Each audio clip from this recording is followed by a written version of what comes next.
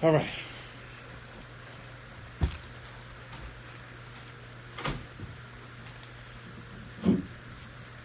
Alhamdulillahi Rabbil Alameen. Wassalatu wassalam ala ashraf al-anbiya'i wal mursaleen wa ala alihi wa ashabihi ajma'in. Okay, so tonight's discussion, inshallah ta'ala, we're going to talk about the social responsibility of the Muslim community, which in a lot of our circles of knowledge, it's very rare that you hear people discuss our social duty. It's almost as if we don't have any social responsibility as Muslims other than to ourselves. And it's quite the opposite. So let me begin by praising Allah subhanahu wa ta'ala the way that He deserves to be praised. Alhamdulillahi Rabbil Alameen. والعاقبة للمتقين ولا أدوان إلا على الظالمين وصلى الله على نبينا الأمين وعلى آله وأصحابه أجمعين. Allah subhanahu wa ta'ala has given the Muslim community an honorable place amongst His creation. The Muslim community in specific, we have a very honorable place amongst the rest of Allah subhanahu wa ta'ala's creation. Allah subhanahu wa ta'ala called us the best of nations. Kuntum khayra ummatin ukhrijat linnas. Ta'mununa bil ma'ruf wa tanhawna 'anil munkar wa tu'minuna billah. Allah subhanahu wa ta'ala said that you are the best of nations, the best of communities. Ummah. Kuntum khayra ummatin ukhrijat linnas. You are the best of communities, the best of nations, the best of communities raised forth for mankind. Not raised forth for Muslims. Raised forth for mankind. Ta'muruna bil ma'ruf. You enjoin what is ma'ruf, what is good. Wa tanhawna 'anil munkar. And you prohibit what is evil. Wa tu'minuna billah. And your best quality is that you believe in Allah subhanahu wa ta'ala correctly. So, given that description of the Muslim community, Allah subhanahu wa ta'ala has given us a privilege. And of course, with any privilege comes responsibility. We don't just sit on the privilege and say, we are the best, we are the cream of the crops, and we will be no different than other religious or faith communities who pride themselves on being God's chosen people, right? But yet, when you look at what they have done for mankind, then you can see that they haven't lived up to what they claim to be. All right? Many nations who have said that they are Allah subhanahu wa ta'ala's most beloved, as Allah mentions in the Quran about Bani Israel. They say, وَنَحْنُ أَحِبَّاءَ. Then we are the most beloved of God's creation. And then Allah asks, فَلِمَاذَا يُعَذِّبُكُمْ بِذُنُوبِكُمْ بَلْ أَنْتُمْ بَشَرٌ مِّمَّا خَلَقَ. Then Allah subhanahu wa ta'ala retorts with, well, if you are the best of Allah's creation, you are the best of God's creation, then why does He continuously punish you? Rather, you are creatures whom Allah subhanahu wa ta'ala created amongst His creation. You have no special status until you live up to the privilege that Allah subhanahu wa ta'ala has given you. And that applies to us as Muslims. We pride ourselves on having the truth. We pride ourselves on being on the haqq. We pride ourselves on, every other religion is on falsehood, whatever the case may be. But what have we done for humanity in recent times? In recent times. And we'll take a look at the previous Islamic community in history and compare that to what we are doing today. And I can guarantee you at the end of this lecture, we should be ashamed to pride ourselves on being on the truth, to being the best of creation, to to revel in this status that Allah has given us, yet we have done nothing to validate that. So with privilege comes responsibility. And to those whom, and from those whom privilege and opportunity are given, people have a right to expect much from you. To whom much is given, much is expected. So if we have all of this truth, then there should be higher expectations. We don't say, oh, you're on the truth, mashallah. But what are the expectations that society has of people who claim to be on the truth? If you are on the truth, then that means that people are going to have expectations of you. Allah subhanahu wa ta'ala, God, is going to have expectations on you. You don't get to revel in the honorable status that Allah has given you without doing something that would solidify that or validate that. All right? When the Prophet ﷺ used to get up at night and pray, right? He would get up at night and pray. And he would pray for such a long time that the back of his foot would crack and bleed, standing for long periods of time, for hours. I don't know about you, but sometimes I stand for long periods of time, especially during Taraweeh, and sometimes I get dizzy. Sometimes my feet hurt and I need to walk for a little bit to let, right? The Prophet ﷺ used to stand in prayer for hours, right? I'll give you an example, because we just prayed Salatul Kusuf, right? We all prayed the eclipse prayer. Weren't you standing in prayer for a long time? Weren't you in ruku' for a long time? And you said to yourself, when is the Imam going to come up from ruku'? Weren't you in sujood for a long time? Right? The Sahaba used to pray with the Prophet ﷺ the night prayer. Ibn Abbas, he said he came over to spend the night with the Prophet ﷺ. The Prophet ﷺ was married to Ibn Abbas's aunt, Maymuna. That was one of the Prophet ﷺ's wives. And Maymuna's sister was married to Abdullah ibn Abbas's father, Abbas, the Prophet's uncle. So that made Maymuna Ibn Abbas's aunt. So he would come over and spend the night with the Prophet ﷺ. So he said, one night, I came over to spend the night with the Prophet ﷺ, and I found him in prayer. He said, so I joined the prayer with him. He said he stood in Qiyam, and he recited Surah An-Nisa, Surah number 4, 200 and some odd ayats. And then after he recited Surah An-Nisa, he recited Surah Ali Imran, another 200 and some odd ayats. So we're talking about 400 ayats, right? 400 ayats. He said, and I'm saying to myself, I wish I had not joined the prayer with the Prophet ﷺ. I wish I had not joined the prayer with the Prophet ﷺ, right? Because he's realizing this is real prayer. This ain't your two rak'ah kul hu Allahu ahad, right? This is not that type of prayer. This is Surah An-Nisa, Ali Imran, right? Two of the longest surahs in the Quran. This is no joke. The Prophet ﷺ, this was his habit just about every other night. And so one night he was praying so much that his feet started to bleed. And Aisha reminded him of a virtue, of a status that he had with Allah, which she saw that it wasn't a need for him to exert himself like that. She said, "O Messenger of Allah, why do you exert yourself like this when Allah has already forgiven you for your past and your future sins? You don't have to exert yourself like this." And the Prophet ﷺ, he uttered words that only a true, sincere servant of Allah subhanahu wa ta'ala could utter. He said to Aisha, he said, أَفَلَا أَكُونُ عَبْدٍ شَكُورًا? Shouldn't I be a grateful servant? Meaning, because Allah has given me this virtue of forgiving me for my past and future sins, shall I not do more, not less? To whom much is given, much is required. Because you have the virtue, right, this privilege that Allah has given you, that requires a certain level of, exertion on our part. We don't get to revel in being the greatest of communities raised forth for mankind without doing the work that would validate that title. You guys follow me, right?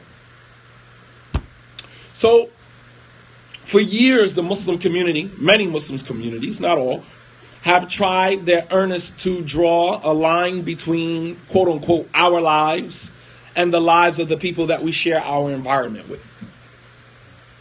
For years, we've tried to draw this lining, draw these lines and say, these are the kuffar, these are non-Muslims, these are disbelievers, and we're Muslims, we're over here. We've tried very hard to draw lines that would separate our lives from the lives of the people that we share our environment with, all to no avail. Why? Because we adopt a lot of their behaviors, we adopt a lot of their attitudes. Some of our children, as we talked in the khutbah, adopt a lot of their concepts and ideologies. So how much are we really isolating ourselves as a Muslim community? We talk the talk, but we don't really walk the walk. We talk that, the Islamic community, but the fact of the matter is that the lines have been blurred between the Islamic community and the non-Islamic community, evidenced by how we carry ourselves. And that doesn't necessarily have to be a bad thing, because not all non-Muslims or not other faith traditions are immoral and sacrilegious as we would like to paint them to be. As a matter of fact, some of them might be, closer to God in terms of their worship, in terms of their religious devotion, in terms of their service to humanity than many of us as Muslims. Maybe. Nonetheless, the premise of these lines that we've drawn, right, or tried to draw, the premise to this was a philosophy that was very narrow. This narrow narrative or this narrow philosophy that many of us were fed about the appropriate and inappropriate methods to coexist in American society. We've been told in the past, and the Muslim community has been between one extreme and the other.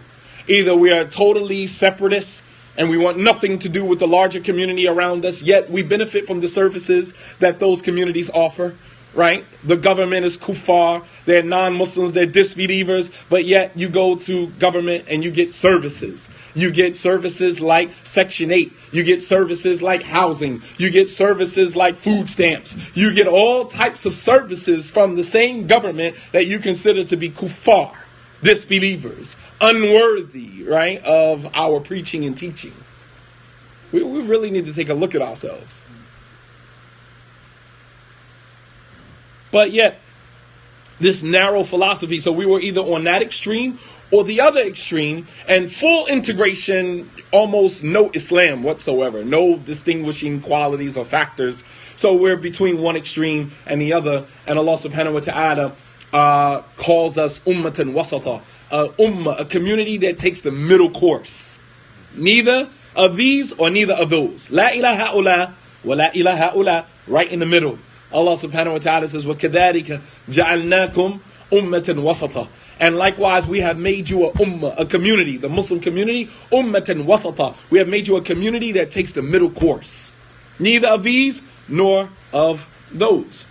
And we have failed to see that the people that the Quran was addressing were the Sahaba. People who shared their environment with people of other faiths and belief systems that were incongruent with the beliefs of Islam. And even though they were not necessarily spiritually monolithic or morally monolithic, some non-Muslims actually share some of our morals and values. If I could show you my Facebook page and the amount of non-Muslims who actually listen to my lectures, you would be amazed. You would be amazed at how many non-Muslims have mailed me, have messaged me saying, I am not Muslim, but I totally agree with a lot of the things that you say in terms of faith, in terms of belief in God. SubhanAllah. My sister last week I was giving a lecture. A sister's lecture, Women's Intuition, right?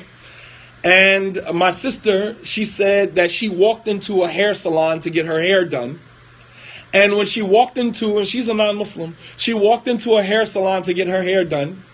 And lo and behold, the girls in the salon are playing the lecture live in the salon.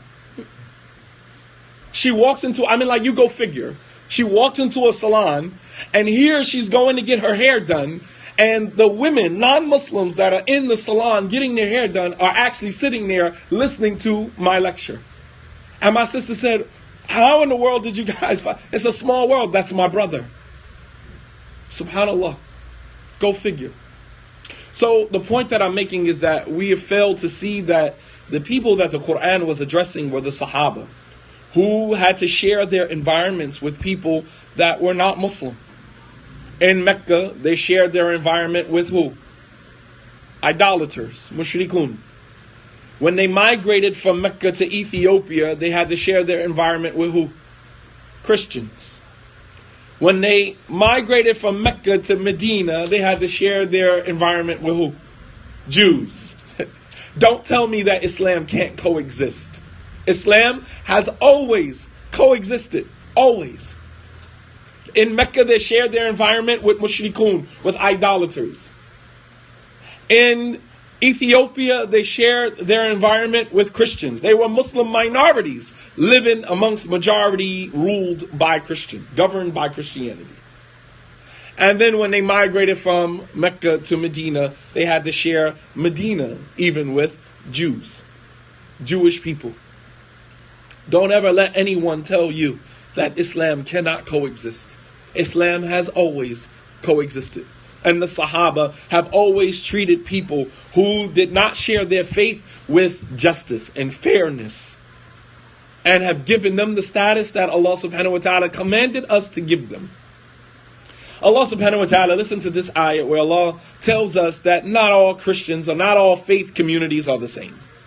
Allah subhanahu wa ta'ala said, لَيْسُوا سَوَاءً مِنْ أَهْلِ الْكِتَابِ أُمَّةً قَائِمَةً يتلون آيات الله آناء الليل وهم يسجدون يؤمنون بالله واليوم الآخر ويأمرون بالمعروف وينهون عن المنكر ويسارعون في الخيرات وأولئك من الصالحين. Allah subhanahu wa ta'ala said, لَيْسُوا سَوَاءً. He said, they are not all the same. Talking about Ahlul Kitab. Talking about the Christians. They're not all the same. See, what we like to do is the same thing that people do to us. Is to lump everybody in one category. See, that's easy to lump and say, they're all like that. Right? That's easy to do because now you don't have to sift through and use your intelligence, use your intellect, and deal with everybody exactly where they are. You just throw everybody in one category and we say they're all like that. Right? They're all like that.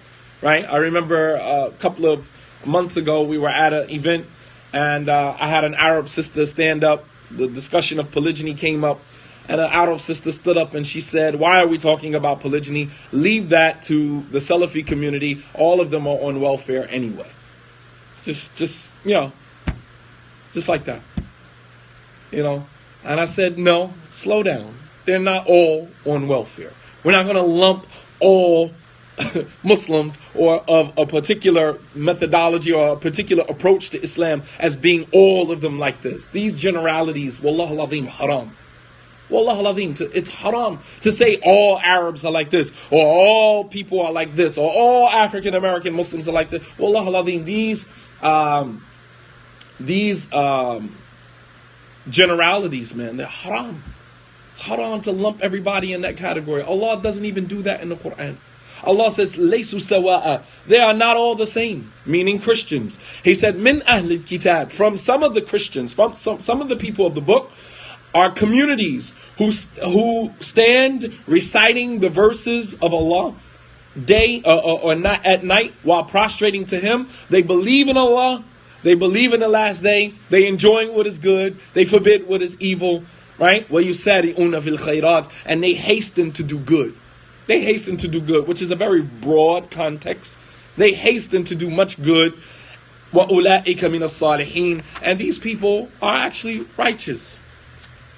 This categorization, right, of people based upon their faith systems and being different sometimes even within their own faith system. They're not all the same even, within their own faith system. And if you look at how Allah subhanahu wa ta'ala just described a group from amongst the Christians, it's the same description that Allah gave of the believers.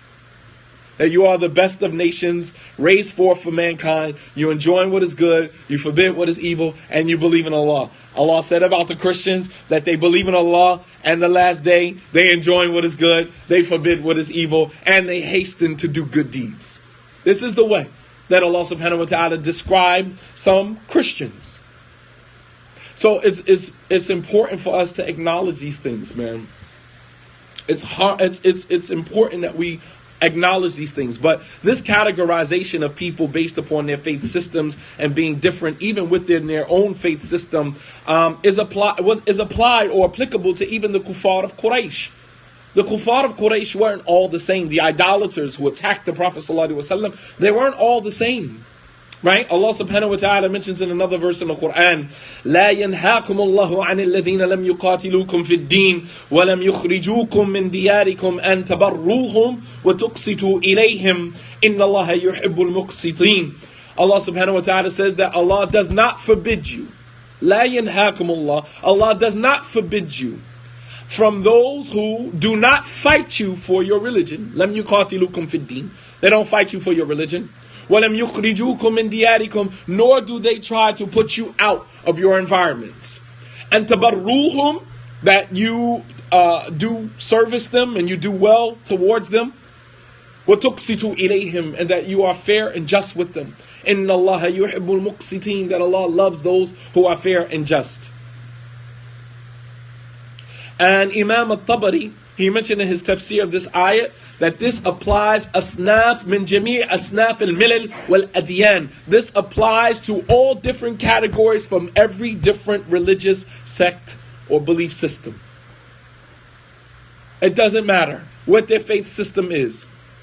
And the context of doing right by people and being fair and just with them. Doing right by people you share the same space with respect to enjoining what is good and forbidding what is immoral and sinful. So if we live in an environment where people of other faiths are actually promoting good, promoting virtue, there's no sin on us to get involved in promoting good and promoting virtue, based upon what Allah subhanahu wa ta'ala says in this ayah. Rather, as Muslims, we should be the forerunners in doing good. I'll give you an example. What is happening in Puerto Rico right now? Why aren't Muslims involved? And there might be some. I'm not saying that they're not. Because you have many Muslims, mashallah, tabarakallah, Muslims giving back in New York.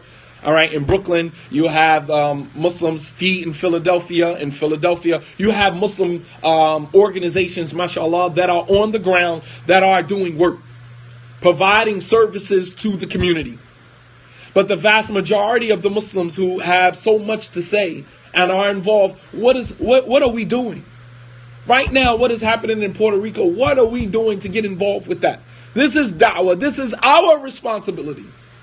This is our responsibility. In our local masajid, are we collecting food, non-perishable goods? Are we collecting, or is there a collection going on so that we can take them to other organizations that are going back and forth? Wallah al-azim, I do or conduct a sister's class, or not a sister's class, but a class called How to Get Married and Divorced in 10 Weeks. I conduct this on every Saturday and Sunday. And there's a sister in the class, Sister Antoinette, may Allah subhanahu wa ta'ala reward you immensely, sister. She works for FEMA, and she was just deployed to Puerto Rico to go and help out in that situation. Subhanallah al-Azim. Here's a Muslim woman who works for FEMA, who has now been deployed to go and to assist in that process. Muslims, we should be on the ground, passing out Qur'ans, passing out water, passing out food, showing, the side of Islam that other people don't necessarily see. And it's happening, but it doesn't get any attention. It doesn't get any attention. It's not that we're doing it for attention, but it is our responsibility. If we are the best of nations raised forth for mankind, then part of our responsibility is servicing mankind. You follow me? That's our responsibility. To whom much is given, much is required. Instead of sitting from a place of privilege, talking about how much haq you're on, about how much good you're on, and how much truth you're upon. MashaAllah, tabarakallah. All these Islamic organizations talking about how much they are on the truth and the truth is with them. But how much do you give back to the community? How much do you give back to the community? We're constantly taking from the community, usurping the community's energy, its wealth, all for ourselves, and we give nothing back to the community. Nothing. And we need to start holding organizations accountable, holding Islamic communities accountable, holding ourselves accountable. Holding ourselves accountable, man. All right? So what I want brothers and sisters to do in your localities, if you know that there are organizations that are working with other organizations to make sure that Puerto Rico gets, goods, food, clothing, how many pair of shoes we got in our closet? How many overgarments you sisters sitting on that you don't even wear anymore? How many thobes, how many, pieces, articles of clothing do we have that are just sitting around in our living room, sitting around in our bedrooms, doing nothing, collecting dust? And Allah subhanahu wa ta'ala is going to hold us accountable for that. Because we're sitting on things that other people can benefit from. This is part of our ummah. Part of our tradition.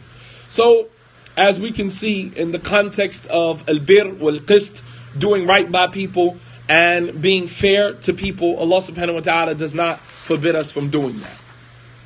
So if we see other organizations, and they don't have to be Muslim organizations, but if they are enjoining what is good, then we are responsible for making sure that we enjoy what's good as well. And do right by people. Servicing the community. All right? So as we can see, these verses are more or less designed to help the Muslim community to be more inclusive, opposed to being exclusive to the Muslims only. And the Prophet ﷺ, he invested a great portion of his mission to the civil responsibility of the Muslim community, which is the hallmark of every prophet and messenger.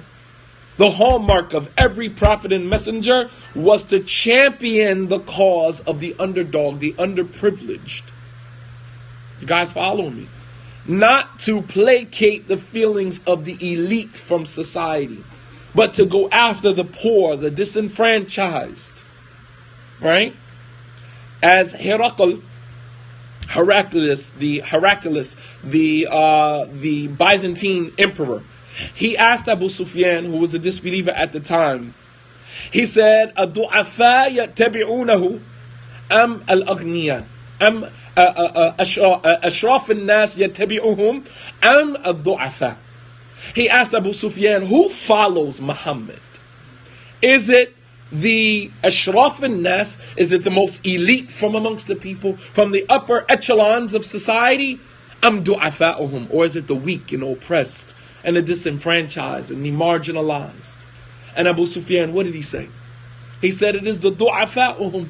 It is the weak, the oppressed, the marginalized that follow him. And Heraclius, he said, wahum atba' ar-rusul. They are always the followers of the prophets and messengers. Always. They are always the followers of the prophets and messengers. Now I want you to think about that comment. He said the people that usually always follow the prophets and messengers are the weak, the disenfranchised, the marginalized, the underprivileged of society. They are always the followers of the prophets and messengers. And if we claim to be on the path of the prophets and messengers, why are we not catering to the underprivileged? Why are we not catering to the underdog of society? Why are we not catering to the 99% of society? Why are we not catering to them? Because the hallmark of the prophets and messengers was the energy that they invested in the poor and the disenfranchised of society, of every society. But us as Muslims, no. Especially those of us, especially from, the foreign community. I'm just going to be honest with you. You come here to America, you establish huge masjids, right? We're getting chandeliers imported from Turkey. And never once do we go into the inner city African American neighborhoods and help these poor, struggling communities. Never. Never. But mashallah, we pride ourselves on how big, how huge, and how beautiful our masajid are, which are only occupied during Jumu'ah anyway. During the rest of the days, the masajid are empty for the most part. For Salatul Fajr, the masjid is empty for the most part. But yet, poor struggling Islamic communities in some of these neighborhoods, we don't even go into those neighborhoods and write a check. Nothing. Even if they did a fundraiser, we're not going to show up. But let a wealthy Islamic community hold a fundraiser. Oh, we there with our checks in hand. MashaAllah, tabarakallah. $100 a plate, $500 a plate. We want 3 plates. We're going to write a check for $20,000. I've conducted fundraisers. I know how much money the foreign community has. I've conducted fundraisers right here in South Jersey. Yes, I know how much money they have. We've collected $275,000 in one night. In one night. But the poor, struggling African American, Islamic communities don't see a dime of that money. Not a dime. You have other huge Islamic organizations that go to Baltimore, Maryland and hold a conference every year. MashaAllah, roster of speakers, 20 speakers in one of the poorest cities in America. And not a dime of that money after the conference over goes to any of the poor African American Muslim communities in the city of Baltimore, Maryland. Not a dime. MashaAllah, tabarakallah. But we pride ourselves on being the largest Islamic organization in America. Now, you don't get to enjoy that title without putting in the work. And that doesn't mean that you're not doing work anywhere else. But sometimes it seems like the work that we are doing as an affluent Islamic community is to keep the affluent Islamic communities affluent. MashaAllah, tabarakallah. So you can say all day long, MashaAllah, we're helping out other communities, we're giving sadaqah, we're giving zakat, and yeah, but it doesn't come to the people who actually really need it. It doesn't go to the people that actually need it. So keep that in mind, man. But the Prophet ﷺ invested a large portion of his mission to the civil responsibility that was the hallmark of every prophet. The Prophet ﷺ said, مَا بَعْثَ اللَّهُ مِن نَبِيٍّ إِلَّا كَانَ حَقًّا عَلَيْهِ أَن يَدُلَّ أُمَّتَهُ عَلَى خَيْرٍ مَا يَعْلَمُهُ لَهُمْ وَيُنذِرُهُمْ شَرًّا مَا يَعْلَمُهُ لَهُمْ رواه Muslim. Hadith collected in Sahih Muslim. The Prophet ﷺ said, مَا بَعْثَ اللَّهُ مِن نَبِيٍّ, that Allah never sent a prophet. Listen to this. Allah subhanahu wa ta'ala never sent a prophet before me, except that it was haqqan alayhi, that it was a right, it was a duty upon that prophet, and yadulla ummatahu ala khairin ma ya'lamuhu lahum, that he directs his community to every good that he knew for them. And to every good that he knew for them. وَيُنذِرُهُمْ شَرًّا مَا يَعْلَمُهُ لَهُمْ, and that he warned them or cautioned them for every evil that he knew for them. Now you look at that and you look at the Islamic community. Have we done that same service to our ummah? And the word ummah, it has two meanings. The word ummah, when it's used, it could either be referring to one or two meanings of ummah or both. There's what is called ummat al-da'wah wa ummat al-istijaba.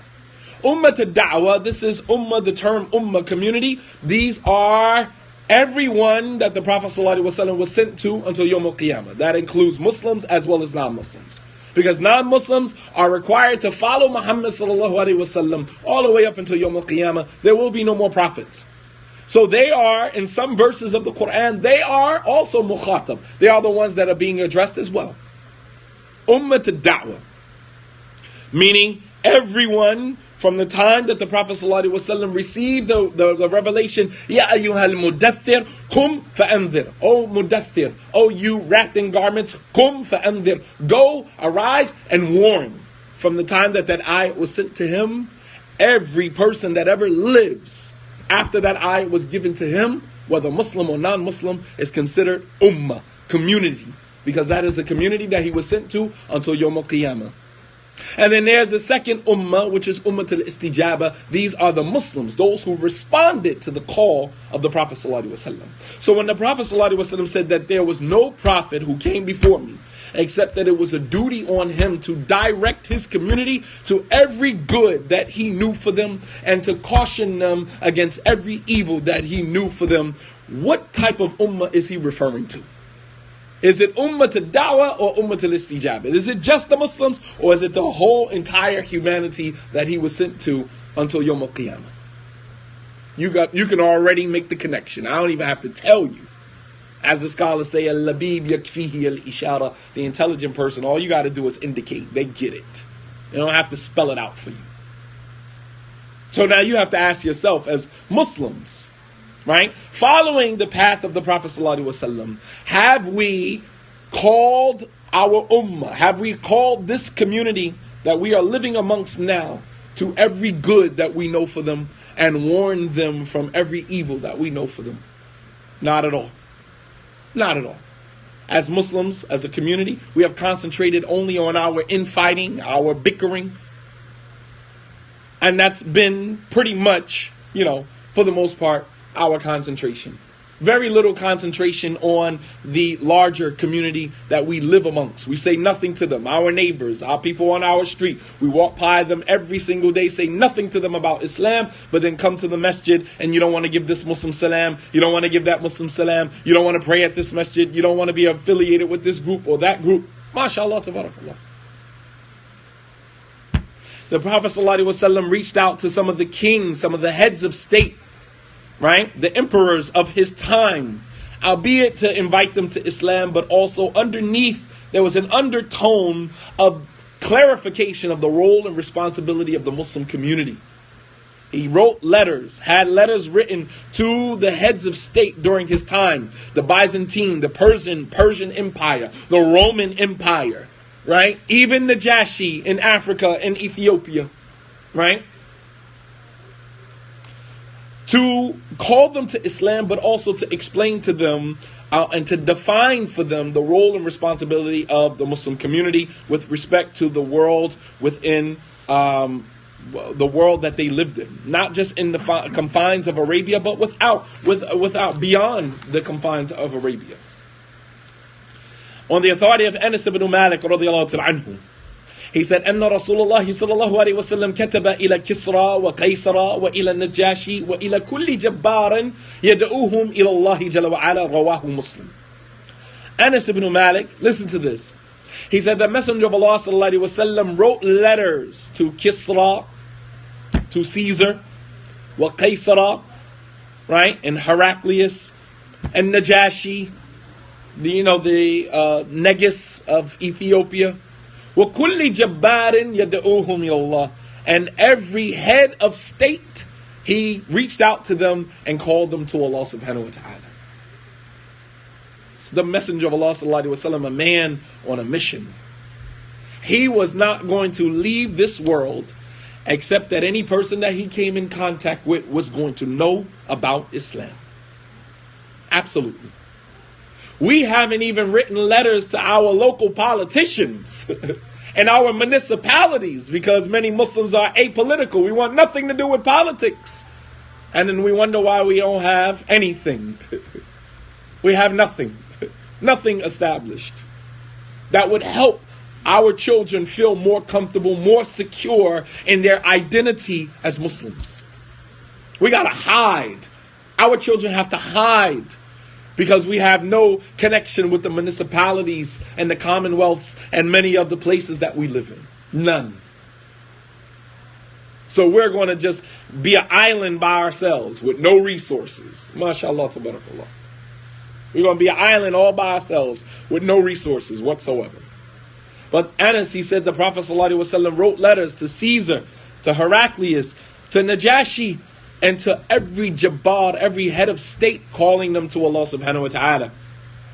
Also to Herakl, Adim al-Rum, Heraclius, the Byzantine Empire, Makukas, Adim fil Misr, who was the emperor of Egypt, and Mundhir ibn Sawa, who was also the king of Bahrain.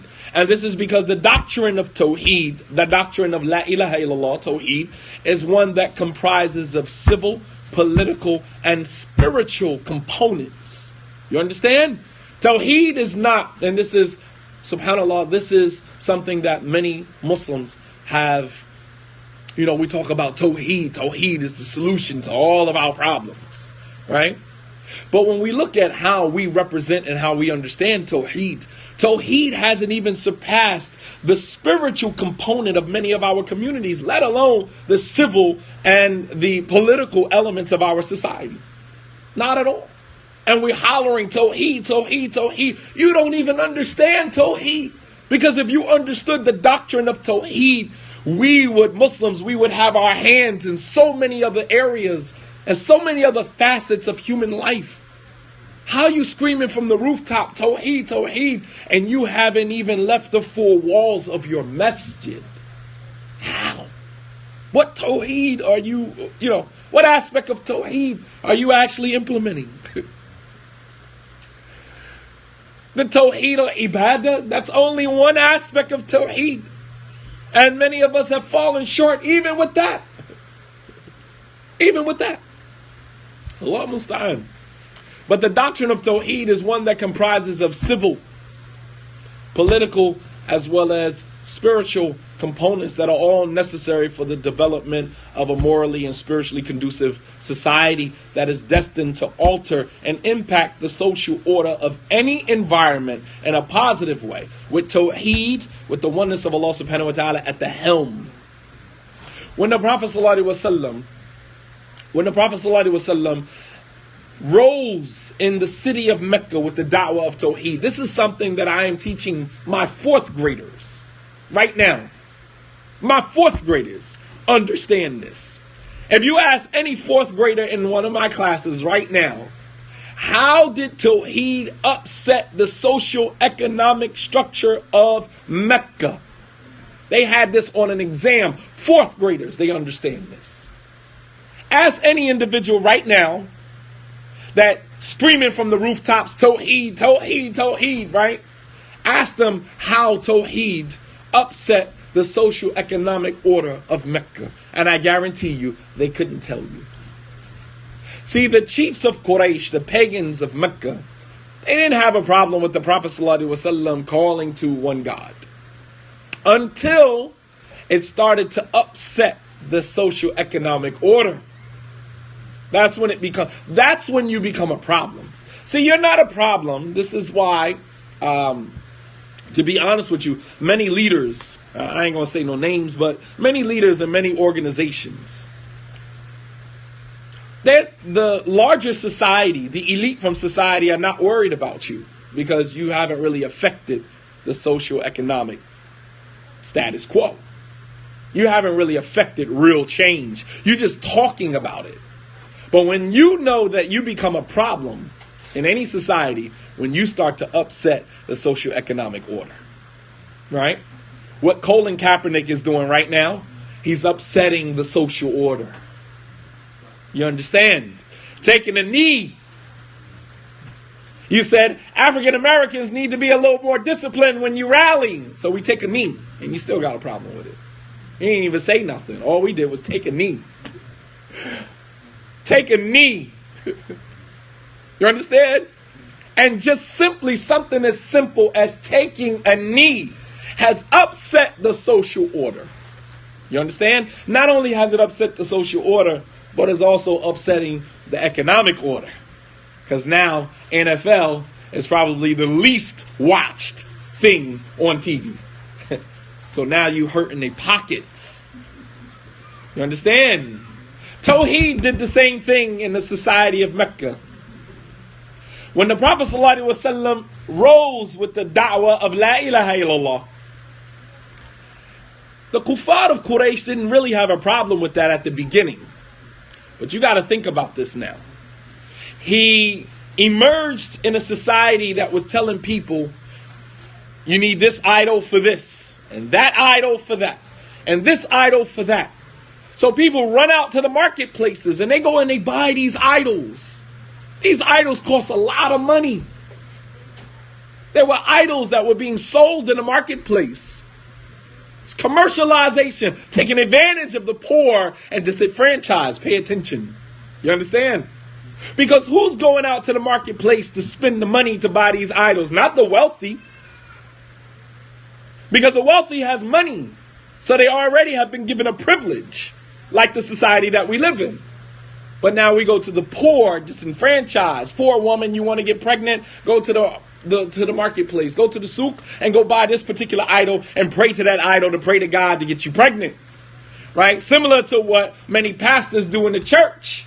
They take advantage of poor, disenfranchised men and women who just want to be close to God.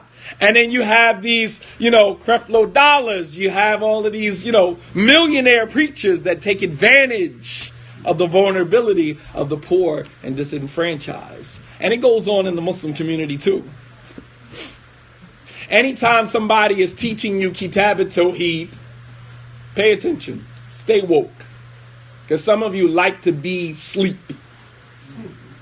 Some of you love sleep. But in our religion, we're taught prayer, as-salatu khayru min an-nawm. Prayer is better than sleep. There are tons of things that are better than sleep. Stay woke. When you think about many Muslims in the Islamic community, especially poor African American Muslim communities, where you have these pseudo leaders, students of knowledge, preachers and teachers who want to sit in front of you with Kitab al-Tawheed and read to you what the Sheikh said here, and the Sheikh is saying here, and what the Sheikh is saying here, and Muhammad ibn Abdul Wahhab said here. But the Tawheed that they're teaching you is affecting no real change in your life, affecting no real change in the environment that's around you. Then you have to ask yourself, are they really teaching Tawheed? Because as we've seen with the blueprint, Tawheed affects change. We've seen what Tawheed did in Meccan society. When the Prophet ﷺ began with La ilaha illallah, they started taking issue because now he's upset in the socio-economic order. Because now when you tell somebody you don't need to pray to all these gods, all you need to do is pray to one God. You don't need no money for that. So now people are no longer buying idols in the marketplace. People are no longer buying the da'wah to Tawheed that you are selling because it's not affecting any real change. So people like me, like Shadeed Muhammad, people like Dwight Battle, people like Ali Davis, people like other imams that are speaking about the same thing, we become problems because now we're upset in the socio-economic order. See, the order is to keep you silent, keep you coming to lectures, keep you spending money year after year after year. 20 years done went by. You sitting in the same lectures, listening to the same preachers and teachers, listening to the same Kitab al-Tawheed, yet nothing in your life is changing. Think about that. Nothing is changing in your life. You still have the same problems, economically, socially, psychologically. And Tawheed is supposed to change that. But for some reason, some people still keep listening to these lectures and it's affecting zero change in your life. Even my 4th grade students know that the socio-economic order in Mecca was upset with La ilaha illallah because the Prophet ﷺ put a stop to taking advantage of poor people, feeding them this false ideology that you need to go to this idol and that idol and pay money to get that so that you can get to Allah, similar to what many are doing in the Islamic community and in more specific the Salafi community. Scholars have now become the new idols. Go to this sheikh, go to that sheikh, get a fatwa from that sheikh, get a fatwa from this sheikh. Absolutely. Pay attention. They represent the same concept. You go into them because you think that following this particular sheikh or that sheikh is going to make your life all better. And 20 years go by and your life is still the same. Nothing has changed. And that means that what is being propagated is not Tawheed. You're being baffled with the nonsense once again. You're being miseducated once again. And some of us love to be lied to. We love it. Lie to me. Just keep lying to me. Some of us love it. Some women in their relationships, you know the man cheating on you, and he tell you lie after lie after lie, and you buy it every single time because you love to be lied to. You love it. Keep lying to me because you want to stay asleep. It's time for us to wake up. Tawheed is supposed to change you and the environment around you. When you embrace this belief of Tawheed, it changes you and the environment that you are in. You can't stop it. It takes control of you. There is no stopping it. You don't know where this thing is going to take you. When you look at Umar radiallahu anhu, who the day that he embraced Islam, he was on his way to do what? He was on his way to kill the Prophet sallallahu alaihi wasallam. And when Umar embraced Islam, Anas said, "Ma zilna a'azzu mundu an dakhala Umar fil Islam." We have never ceased to remain except mighty and honorable from the day that Umar bin al-Khattab accepted Islam. His acceptance of Islam was a izzah, was might and strength for the religion of Allah subhanahu wa ta'ala. But that was after he embraced Tawheed. That's what real Tawheed does to you. Not a bunch of ignoramuses sitting around with a book regurgitating to you what's in it. Half of it they themselves don't understand. The other half of it they not even practicing their damn self, but then they feeding it to you. Leading you around like the rabbit with the carrot. And some of us, for 20 years we've been doing that. But the Prophet ﷺ upset the social order, because when he told people you don't have to worship idols anymore, go to one God, Allah subhanahu wa ta'ala, then people started waking up. We don't have to buy idols anymore. So now he's upsetting, he's infringing on the socio-economic status. And perhaps, and I'll conclude with a couple of examples here, perhaps one of the most engaged of the Prophet ﷺ's companions and the social, civic duty, right, of the Muslims outside of the masjid. I'm not talking about inside the masjid. Outside the masjid was Umar bin al-Khattab radiallahu anhu. He is perhaps one of the most engaged of all of the Prophet ﷺ's companions in civic life. And he held the title Amir al-Mu'mineen, leader of the believers, even before he became the leader of the believers. Because he effected change. He assumed the role that justified and authenticated the title. He got the title even before he became the person that was deserving of the title. Because champions are not found in the ring. Champions are just recognized in the ring. You were a champion even before you got in the ring. He was Amir al-Mu'mineen, leader of the believers, even before he stepped into the realm of being a Khalifa. He already had the nickname. And we are the total opposite. Many of us become Sheikh, Imam, student of knowledge, PhD, this and that, and we ain't put in a day's work. So we do the opposite. We get acknowledged. We earn our title in the ring. Whereas people who are real leaders, they're simply acknowledged in the ring. They had the title way before. They were leaders even before they stepped in the realm. And Umar radiallahu anhu, he negotiated peace treaties that preserved the rights of people that were conquered. These people were called in Arabic a dhimmi. A dhimmi is a non-Muslim who was captured on the battlefield or after battle. Even those who were captured, Umar made sure they had rights. You understand?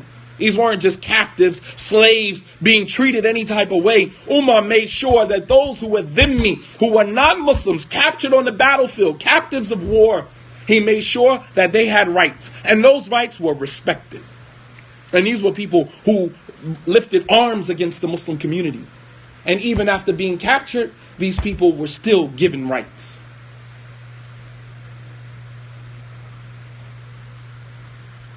Even these people, they paid what is called jizya, which is a type of land tax that non-Muslims pay living in the lands of the Muslims. And they were not only paying jizya, but they were also recipients of zakat. These were non-Muslims living under Muslim rule who were recipients of zakat. Subhanallah.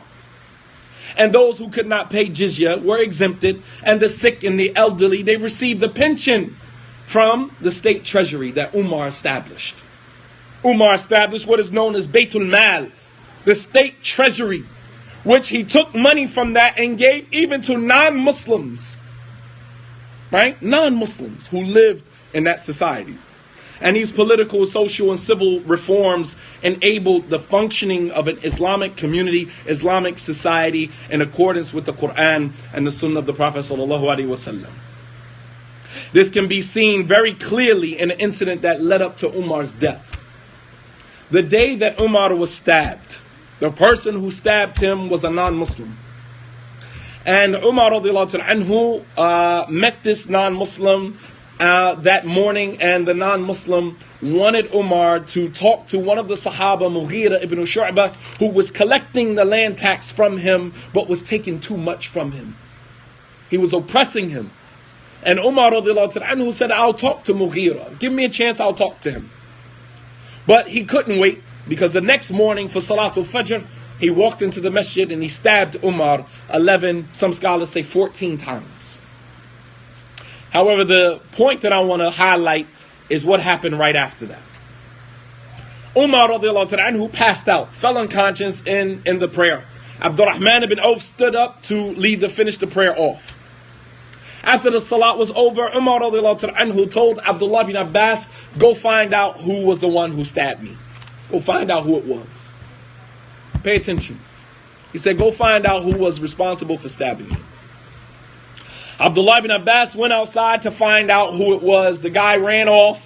His name was Fayruz Abu Lu'lu'ah al-Majusi. He was a Persian and he was a fire worshipper. He was an idolater who used to be a good blacksmith. So Umar let him stay in Medina to make weapons for the believers, and they would pay him, and then he would in turn pay the land tax for living there.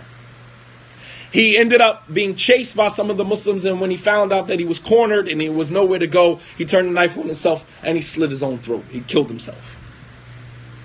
When Abdullah ibn Abbas came back and told Umar who was the one that was responsible for stabbing him, Umar said, Alhamdulillah alladhi lam yaj'al mitati ala yaddi rajulin yadda'i al-Islam. He said, all praise is due to Allah, who did not make my demise at the hands of a man who claimed to be a Muslim. Preservation of the reputation of Islam, because that is very important. You see Muslims today attacking one another on the internet, all the while non-Muslims can see their whole conversation. The whole war going on between this group of Muslims, that group of Muslims, and then you have non-Muslims sitting back saying, I don't want no parts of that. That's exactly why I want nothing to do with religion.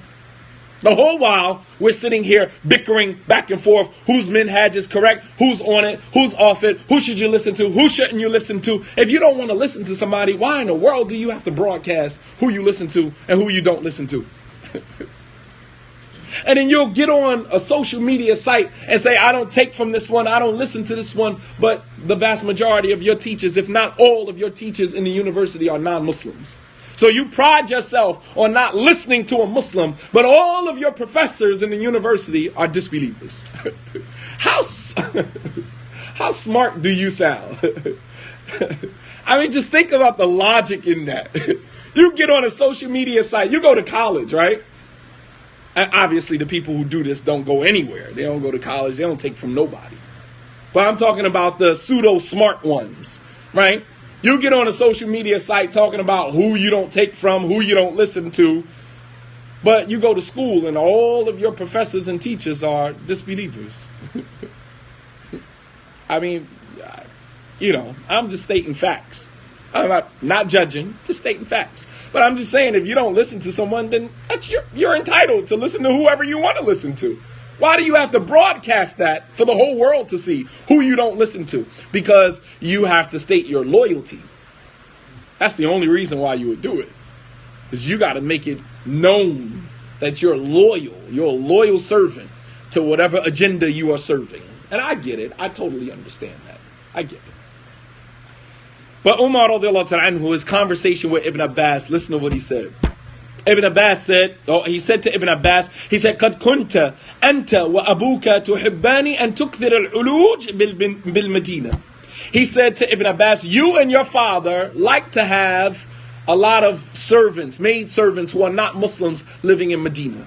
Because at that time, Umar had removed everybody that wasn't Muslim from Medina, with the exception of a few. But he said to Ibn Abbas, you and your father, you had a lot of raqiq, you had a lot of maid servants, you had a lot of slaves, and you like to keep them in Medina. And look at what happened as a result of that.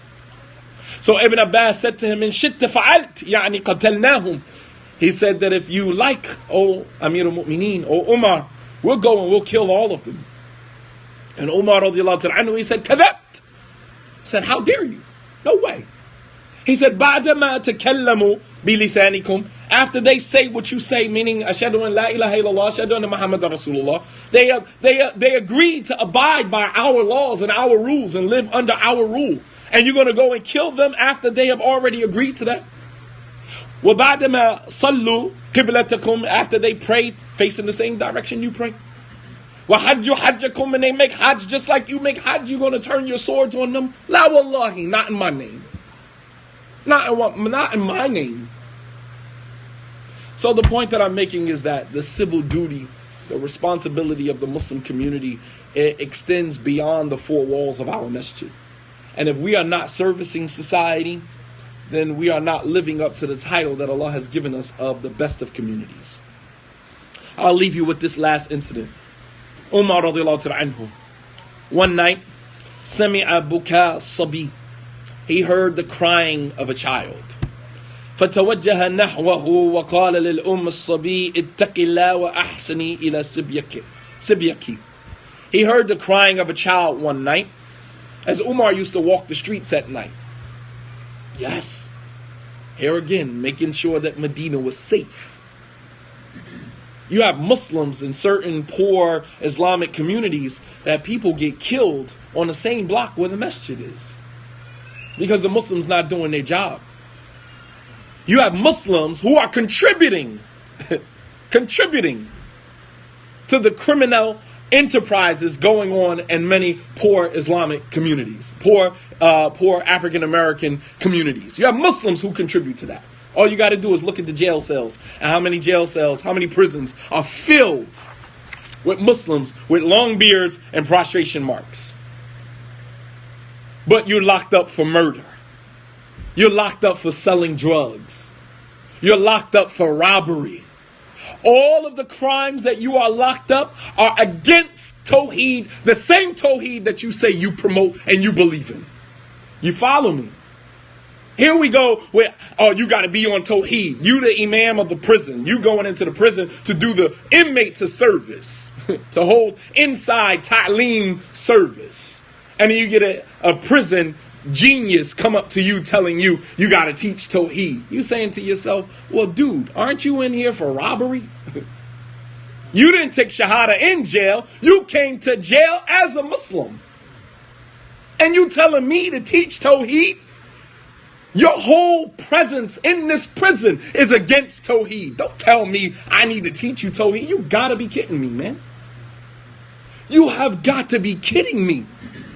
Your entire presence in this prison industrial complex represents the total opposite of Tawheed.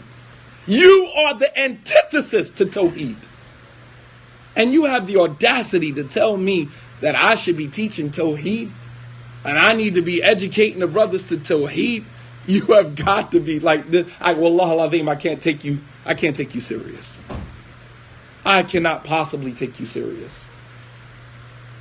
The mere fact that you are in prison for robbing someone, for selling drugs to someone's mother, is an indication that you don't understand Tawheed, and your entire life was a total opposite, the antithesis to Tawheed.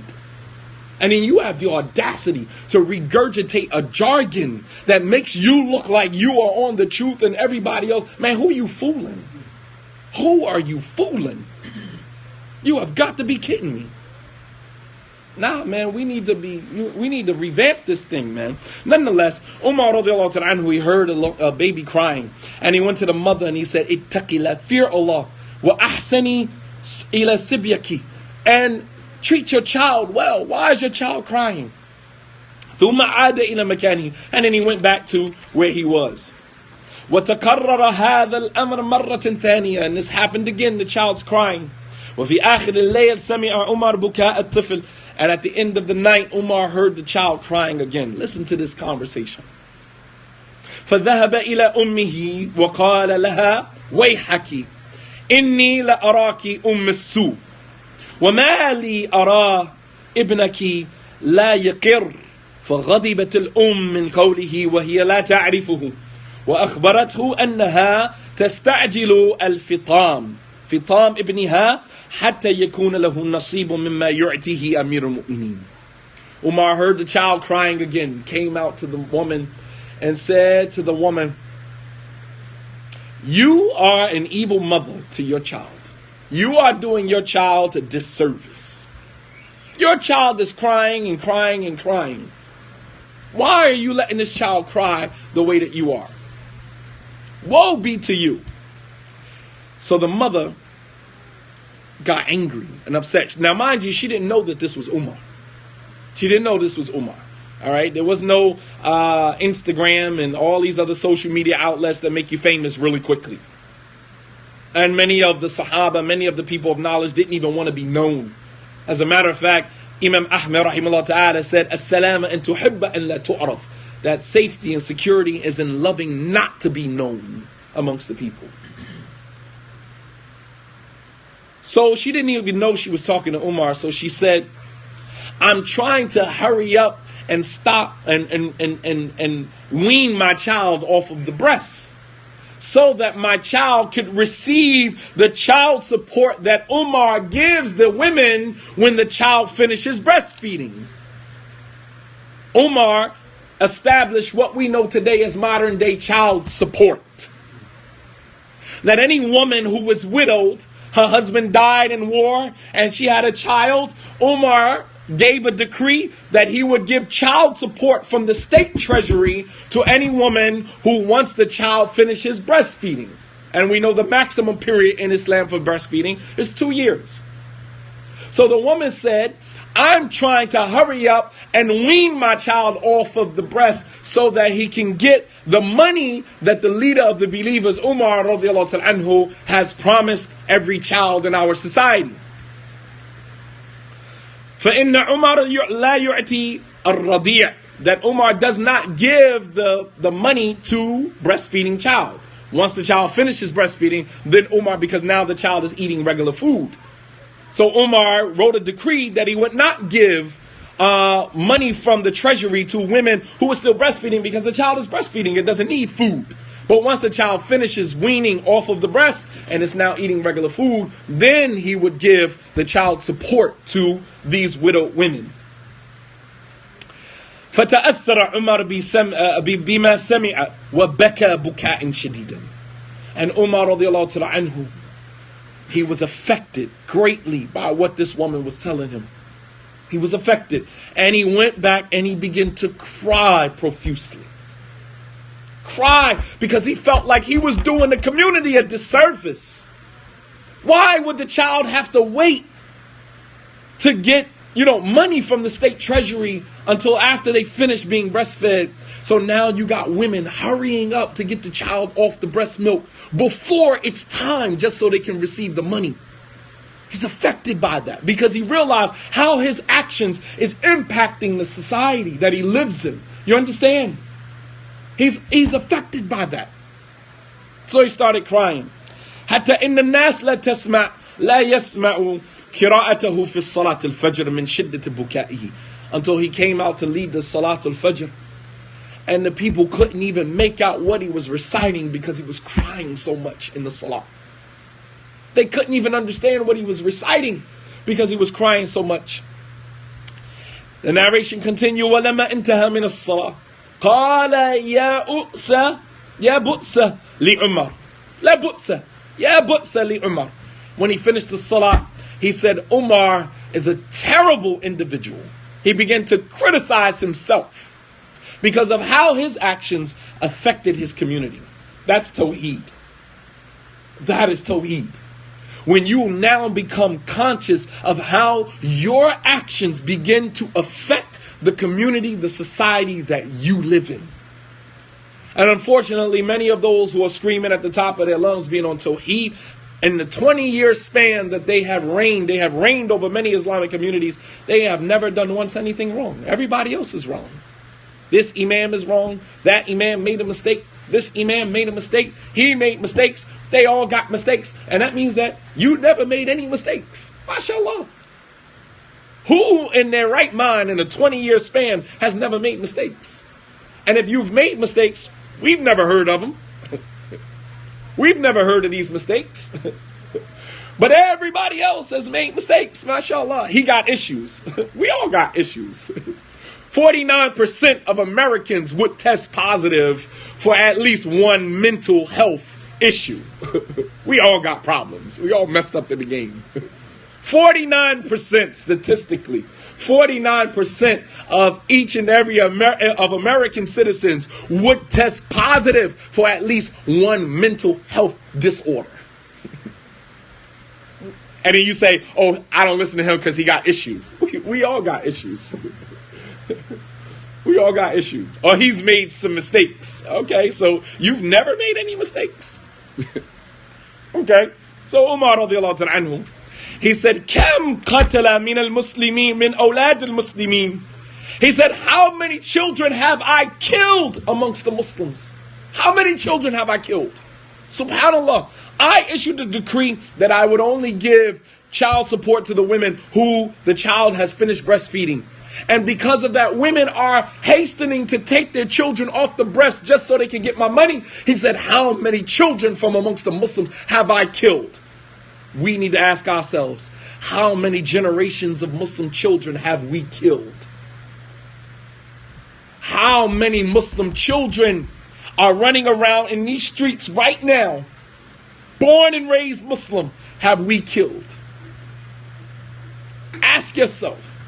This is Umar radiallahu ta'ala anhu, self-reflection, introspection, looking deep within himself, wallahu al-azim, crying because of how many children, Muslim children, has he helped hasten off the breasts just so they could get the money from the state treasury. How many, Umar said, how many children from amongst the Muslims have I killed? And then we have to ask ourselves, how many of our children have we chased away from Islam? We killed their souls. We killed their spirits. We killed these children.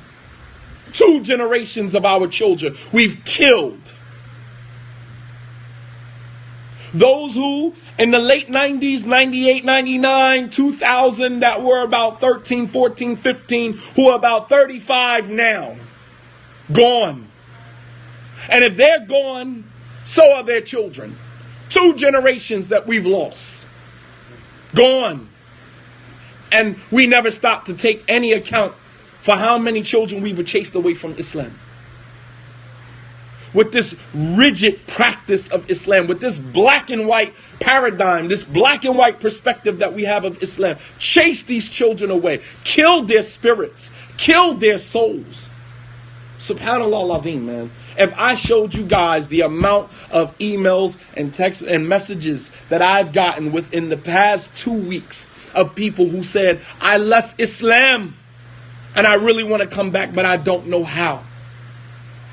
I don't know how to come back to Islam. ثم أمر منادي ينادي أن لا تعجلوا صبيانكم عن الفطام فإن نفرد لكل مولد في الإسلام. Then Umar radiallahu ta'ala anhu told his caller to call out a new decree. Do not hasten your children off of the breasts. Do not hasten them off of the breasts before their time. Let them breastfeed until the full term, for indeed Umar will give every child their share of the state treasury. Understand? Whether they're breastfed or not. He went back and he corrected. He corrected what he felt was wrong. He corrected. And we have to take a look at ourselves and look at the part that we contributed to destroying these generations of Muslims, man. These Muslim children that are out here that want nothing to do with Islam and the Muslim community. Nothing. They won't even step foot in a mosque. As a matter of fact, they have a group of Muslims today that are called unmasked. And these are many of them new converts to Islam that have stepped foot in masajid and were treated so horribly. They want nothing to do with a masjid. Because we have created toxic environments in our communities. The masjid should be a place where people are welcomed. The masjid should be a place people have mental health issues. They come to the mosque and we tell them, oh, you got mental health issues. This ain't the place for you. Well, where should they go? Please tell me. Where should they go if they're not coming to the mosque? Where are they going to go? People didn't have mental health issues during the time of the Prophet sallallahu alaihi wasallam. Wallahi. People didn't come into the mosque and have to be corrected because of how they behaved in the mosque. Absolutely. Umar radiallahu ta'ala was sitting behind two individuals, raising their mouths, raising their voices in the masjid. Umar threw a pebble to get their attention, and he asked them, Min ayna antum? Where are you guys from? قالوا نحن من طائف, the city of Ta'if. Umar radiallahu ta'ala said, Wallahi law kuntum min Medina la awja'tukum darba. He said, Wallahi, if you guys were from Medina, I would beat all of you. Raising your voice in the masjid. People had to be corrected. Walked in the masjid and urinated in the corner of the masjid. And the Sahaba stood up to go and grab him. The Prophet ﷺ said, Da'uhu, leave him and let him finish peeing. Let him finish urinating. Picture that happening today. He said, let him finish. Because if you stop a man midstream, you're going to hurt him. Shaykh Uthaymeen rahimahullah ta'ala, in his explanation of this hadith, he said one of the wisdoms in not stopping him from urinating was because if you stop someone midstream while they're in the middle of urinating, you're going to destroy or mess up their urinary tract. This was from the wisdom, the hikmah of the Prophet sallallahu alaihi wasallam. He knew what he was doing. Not only that, if they would have did what they wanted to do to him, would he have come back to the masjid? Absolutely not. He said, let him finish. He said, and then when he's finished, go grab a bucket of water and pour the water over it. And then he called the man to him and he said, these masajid, these places of worship, لا يصلح شيء لا يصلح فيها شيء من القذف ومن البول. That these are not the appropriate places for urination and defecation. إنما هي بنيت لقراءة القرآن وذكر الله سبحانه وتعالى والصلاة. He said, but these houses have been only built for the remembrance of Allah, the recitation of Quran, and Salah. That's it. You understand? Mercy, compassion. On one occasion, one man talked in the Salah, and people were banging on their legs, trying to get him to shut up. And he's talking in the prayer. He's like, why are you banging on your knees telling me to shut up? And then when he realized they were trying to make him be quiet, and he was quiet, after the salat was over, the Prophet ﷺ said, Man al-mutakallim, who was the one that was talking during the prayer? And the man said, it was me, O Messenger of Allah. Simple mistake. You don't need to chase you away from the masjid.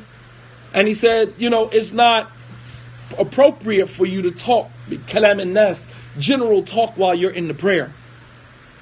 And the man said, Allahumma arhamni wa Muhammadin wa la tarham ma'ana ahadan. He said, oh Allah, have mercy on me and Muhammad, and don't have mercy on nobody else. And I'm sure many of our children are saying the same exact thing. Oh Allah, have mercy upon me, but don't have mercy on my mother, on my father. They chase me away from Islam. Don't have mercy on the imam of the masjid. They chase me away from Islam. And even if they don't say that, bilisan al-maqal, yani bilisan al-hal. Even if they don't say it with their tongues in that manner, I'm sure their situations are saying the same thing. We have to be conscious and be mindful how we treat people. The mosques, the masajid belong to Allah subhanahu wa ta'ala. وَأَنَّ الْمَسَاجِدَ لِلَّهِ فَلَا تَدْعُوا مَعَ اللَّهِ أَحَدًا.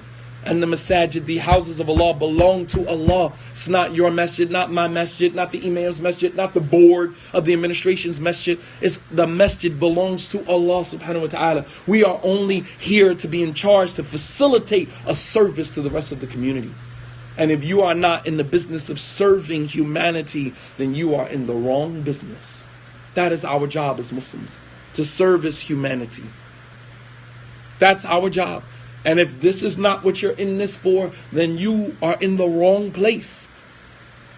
Allah made us the best of nations because we service mankind.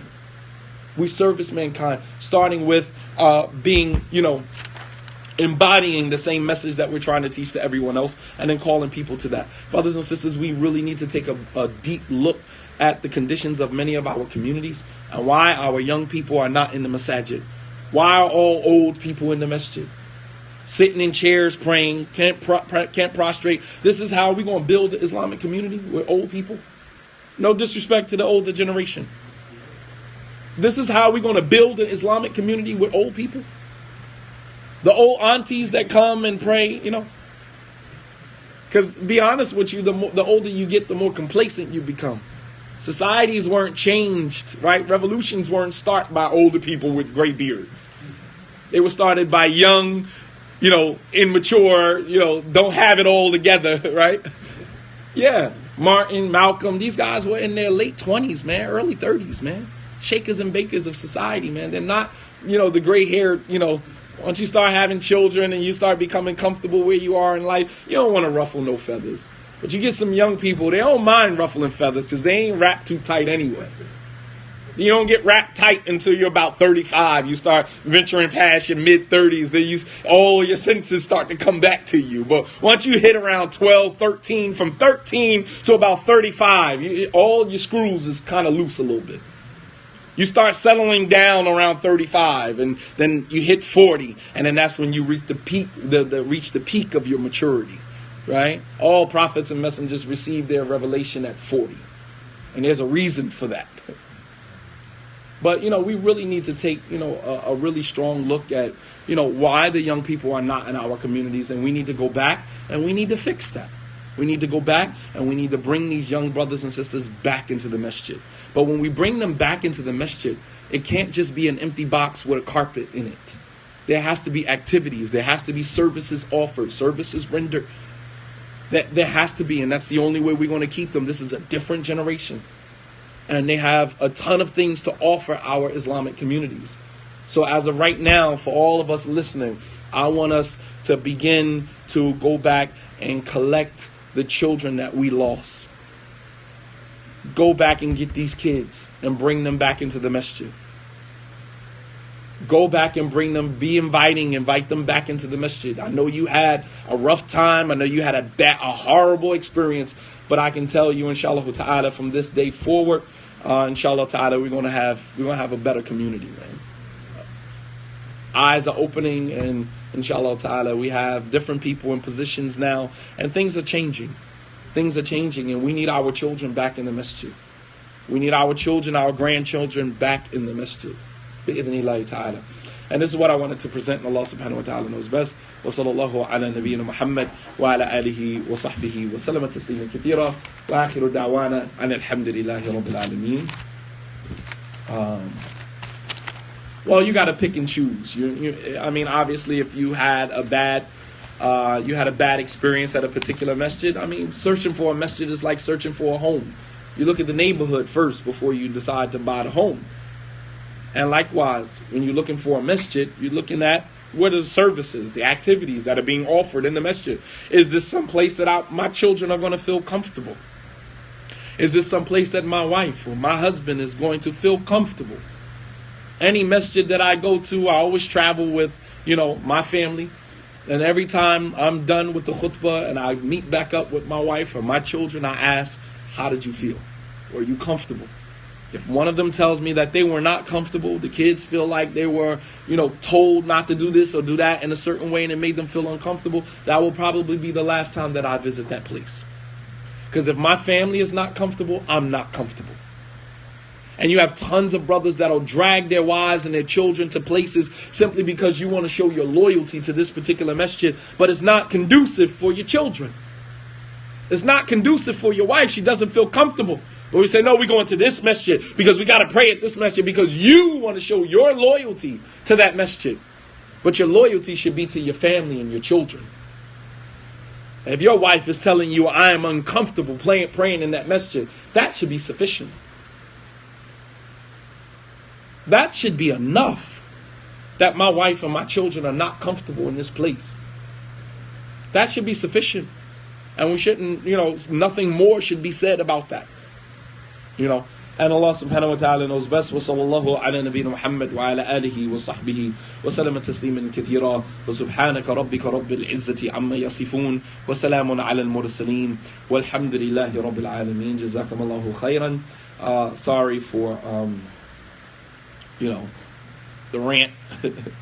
Sometimes I get passionate and emotional with a lot of these subject matters, man, because I've seen these children, man. You run into them in different places and they say, oh, Shadeed Muhammad, oh, mashallah, I listen. And it's like, well, I've never seen you in the masjid. No, I don't really go to the masjid like that. But they listening. They're online. They listening. They following. They're following. Trust me. But they're afraid to come back to the mosque. They've had some horrible experiences, man. And some of us as parents have done, a horrible job scaring our children. We say, fear Allah. How about love Allah? How about that? We're constantly telling the children, ittaqillah, fear Allah. It's like, why are you trying to instill fear into the child? How about love Allah? How about that? Let's change the language. Language and culture go hand in hand. Language and culture go hand in hand. You want to change the culture, change the language. You're constantly telling the children, fear Allah. It's like, are you trying to instill fear into the child? How about winning the child over by the love of Allah subhanahu wa ta'ala, the mercy of Allah? Because we do a good job beating ourselves up by myself. I don't need you to instill fear in me. I'm already terrified for some of the stuff that I done did in my life that I know I have to answer for. I live in fear. I don't need you to instill fear in me. I live in fear. I know the things that I've done in my life. I know the sins that I've committed. I know that I have to answer for these things. I don't need you to instill fear in me. What I need you to instill in me is hope. Hope. Obama ran his whole campaign on hope.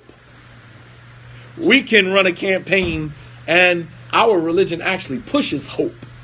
Because as believers, we live our lives in between fear and hope. Al-khawf wa raja.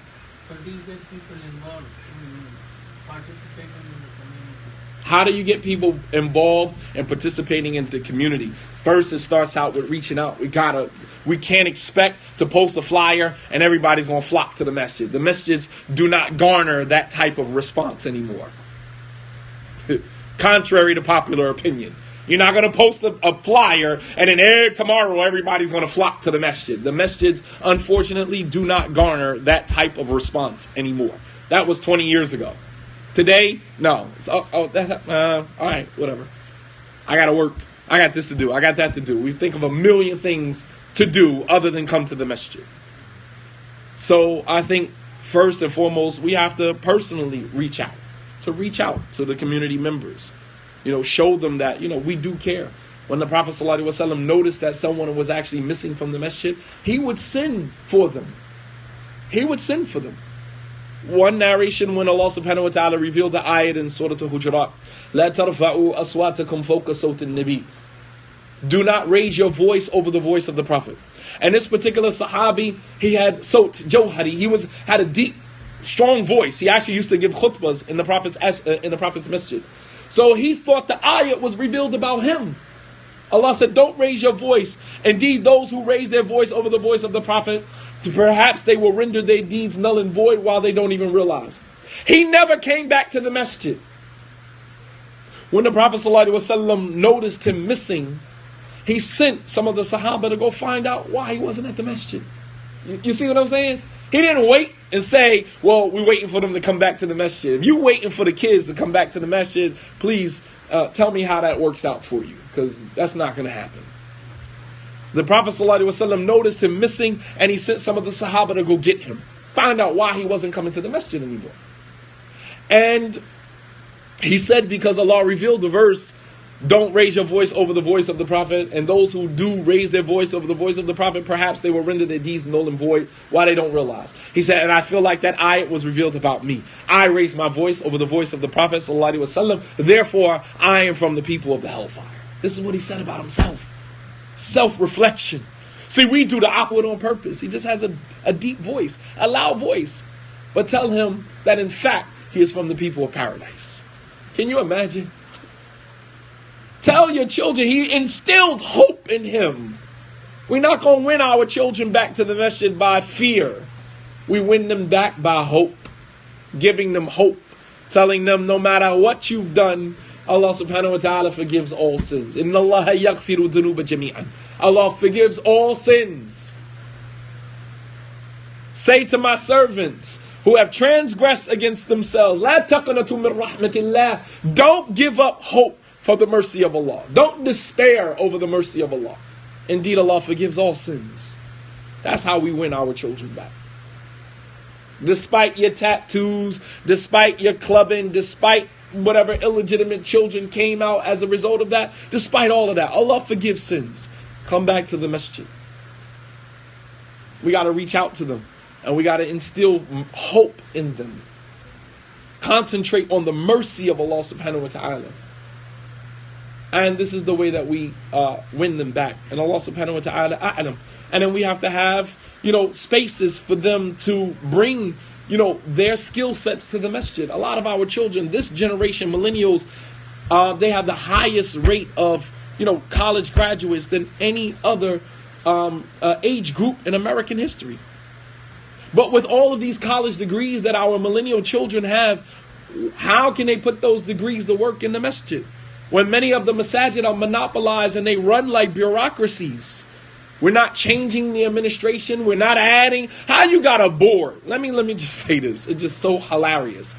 How do we expect to move the community forward when your entire board of administration is filled with gray-haired old men who have the same vision they had 30 years ago?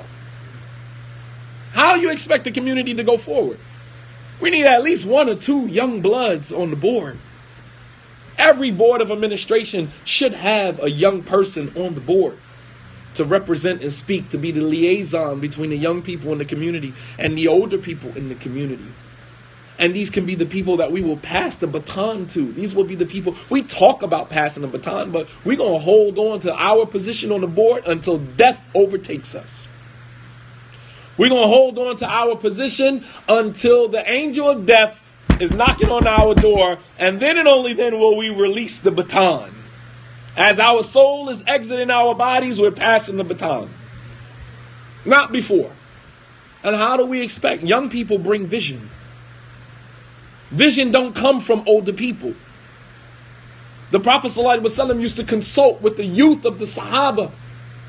Ali bin Abi Talib, Usama ibn Zayd, who's 17 years old at the head of an army. 17. And it will say, no, the younger generation ain't ready. You weren't ready when you took the position. But over time, indecision becomes decision. You figure it out later on. You have no other choice but to figure it out.